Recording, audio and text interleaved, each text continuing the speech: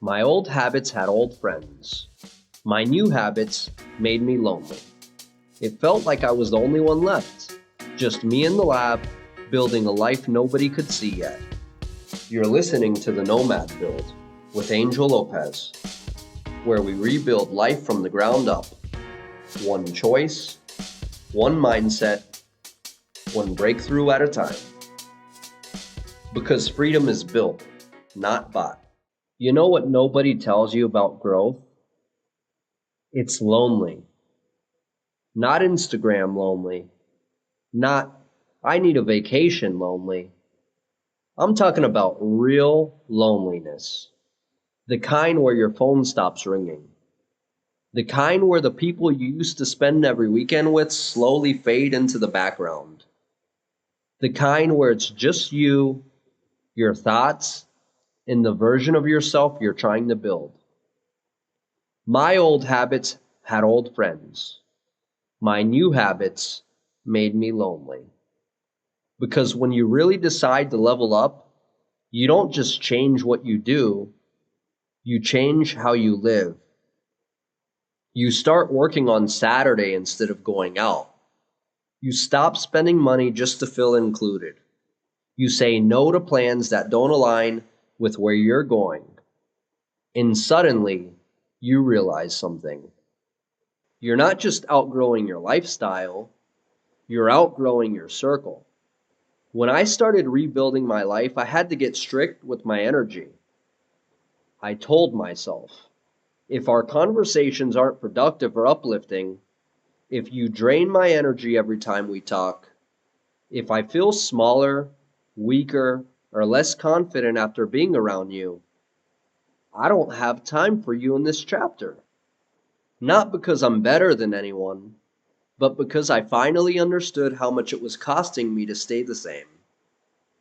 Working on a Saturday when everyone is chilling, doing follow-up calls while people are at brunch, grinding on a Saturday instead of wasting the whole day recovering from the night before.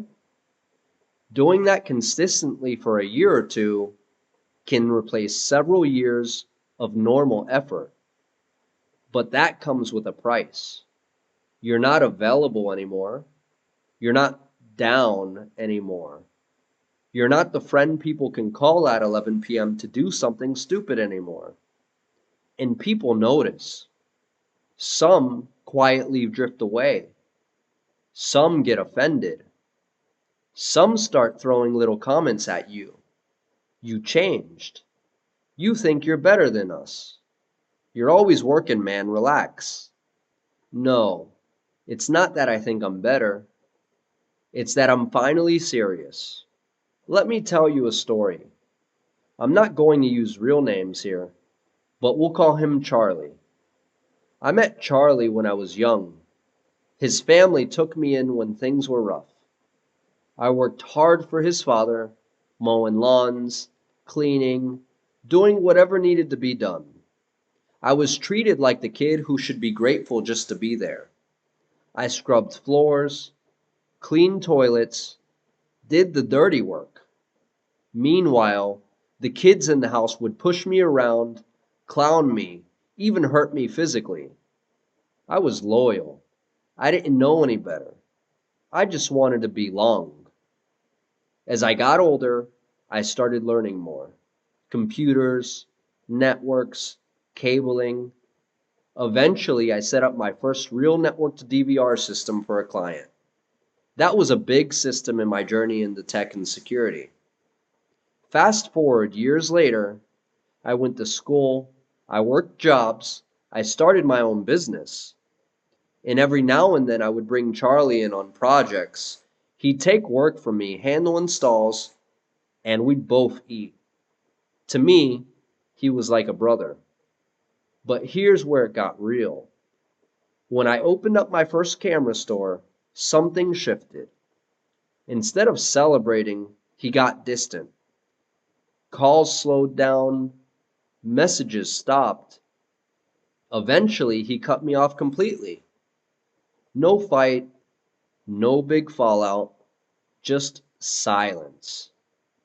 Later, I found out there were jokes being made behind my back, comments about how he trained me, how he ran his space, how I was stepping on his toes just by building my own thing. It hurt, not because I needed him to approve of me, but because I thought we were on the same team. Here's what I learned. Some people are comfortable with you as long as you stay beneath them. They're fine as long as you're the little guy, the helper, the one they can call when they need something.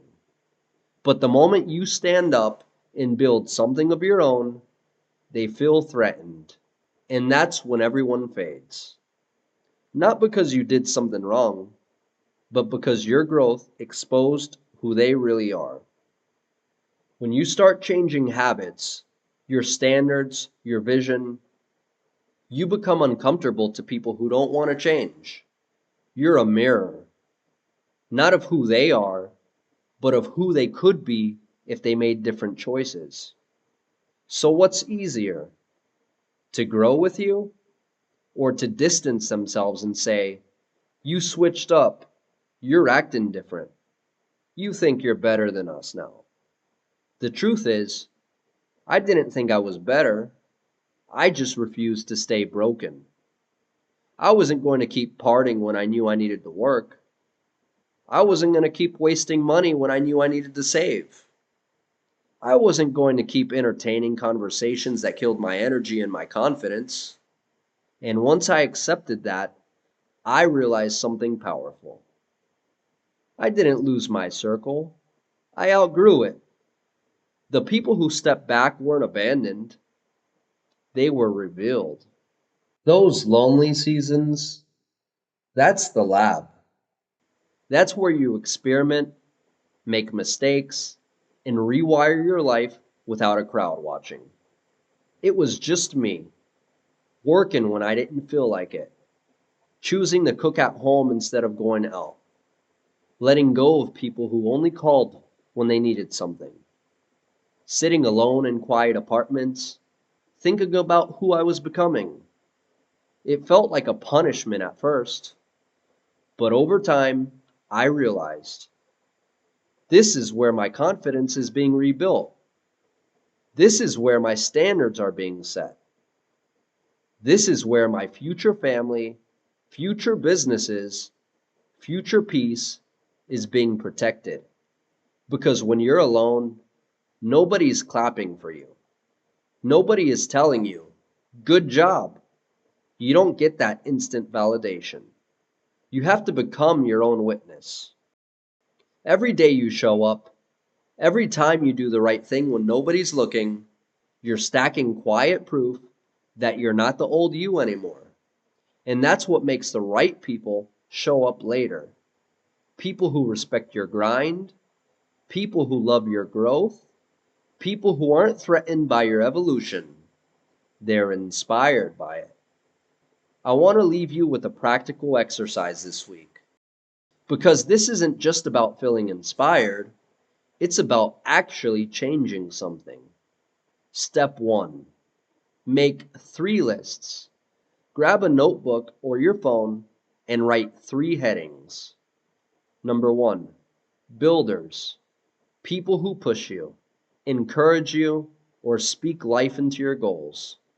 Number 2, drainers, people who leave you tired, doubtful, or stressed almost every time you interact. Number 3, neutrals, people who aren't bad but don't really influence your growth either way. Be honest. If your stomach drops when you think of a name, you already know which list they belong in. Step 2. Set one boundary. You don't have to cut everyone off overnight. Just choose one small boundary this week. Say no to one invite that doesn't align with who you're becoming. Stop responding instantly to someone who always drains you. Limit the time you spend with people who only talk about gossip, drama, or negativity. Protect a piece of your energy like it's your last dollar. Step 3. Schedule a lab session. Pick one evening this week where you don't make any social plans. No scrolling, no going out just to kill time. Just you. Sit with your thoughts, journal, plan your next moves. Ask yourself, who am I becoming? Who do I not want to be anymore? Who actually supports this version of me? Because here's the truth. Growth will cost you your old life, but staying the same will cost you your future. If you're in that season right now where your phone is quiet, where friendships feel weird, where you feel like you're building in the dark, you're not falling off, you're breaking away. You're not meant to drag everyone with you into your next chapter.